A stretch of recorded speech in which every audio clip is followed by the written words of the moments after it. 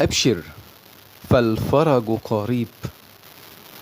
إذا ما ضاقت عليك الدنيا واشتدت قسوة فاعلم أن الفرج قريب.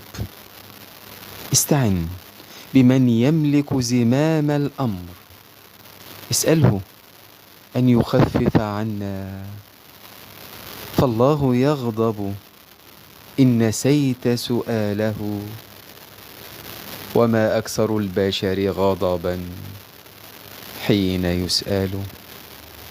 ضاقت وما أكثر ما ضاقت علينا، لكنها بعد كل ضيق تفرج.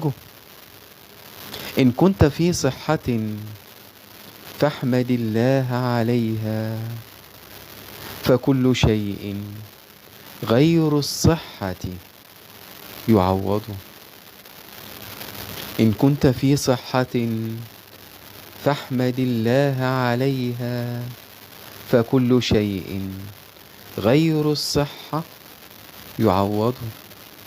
انظر إلى من أحاط به المال والجاه والمرض يحاصر، ينادي ليذهب كل شيء، ويا ليت الصحة ترجع.